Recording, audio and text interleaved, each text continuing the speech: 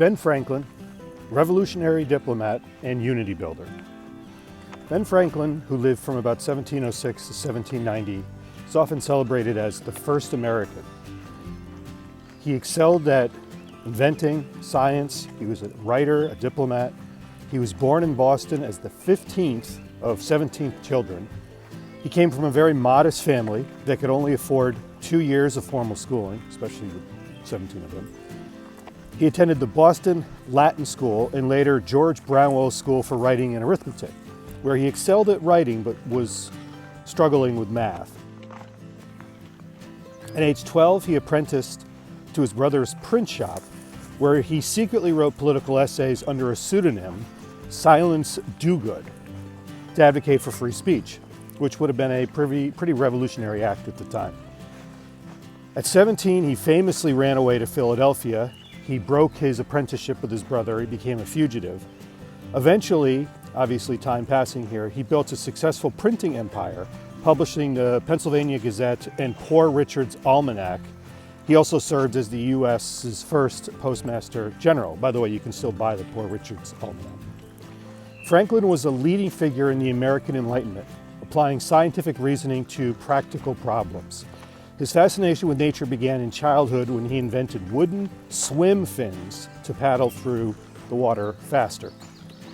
As an adult, his experiments with electricity, most famously, obviously with the kite, led to the invention of the lightning rod, and he had a bunch of other practical inventions as well, bifocals, like glasses, the Franklin stove, even a library chair and catheter. It's kind of gross.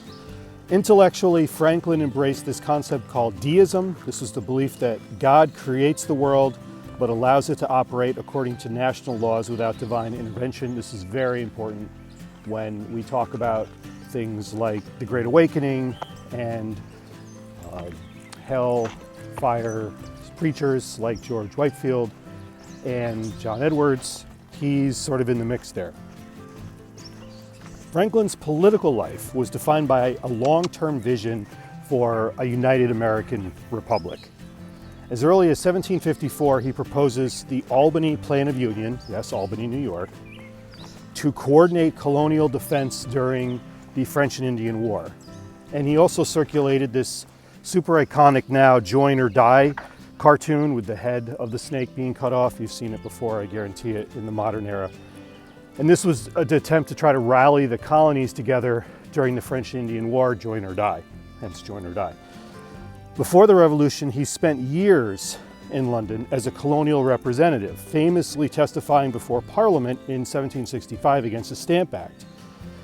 When he returned in 1775, he was elected to the Second Continental Congress. He's constantly in pain from gout, but he continued to serve anyway. He served on the Committee of Five along Jefferson and John Adams to draft the Declaration of Independence, making very small but important changes to Jefferson's texts, specifically about the way God is mentioned in the Declaration, calling it a natural God or a nation's God, rather than calling it, Jesus or something like that. He was very important in that. Arguably, Franklin's biggest contribution was during the Revolution in France, his diplomacy in Europe. He was appointed ambassador to France in 1776, and he used this sort of witty charm and his fame as an inventor and as a writer to lobby the French monarchy. And after the American victory at the Battle of Saratoga, Franklin could point to that and say, the American cause is viable and you should support it. So in 1778, Franklin secured the Alliance Treaty between France and America, which provided military and financial aid to defeat the British. He then helped negotiate the Treaty of Paris several years later, which officially recognized Americans' independence with England. And then, as an older man, he comes back to America. His last major public service was the oldest delegate at the Constitutional Convention in 1787, where his presence as sort of this respected elder helped encourage a new type of government and eventually ratification. Despite the public brilliance that the man obviously had, his personal life was kind of a disaster. His greatest foible was a bitter and permanent estrangement from his son, William. William was raised illegitimately, meaning he was had out of wedlock, but also raised in Franklin's home. He's also chose to be a loyalist to the British Crown. He was the royal governor of New Jersey. So this is like a big problem when your dad is like one of the biggest, most important parts of independence, but you're loyal to the government. So it places them on opposite sides of the war, and it really never healed. It was a rift that stayed till Franklin passes away. Franklin also has this horrible situation where a 4-year-old son of his dies to smallpox in 1732.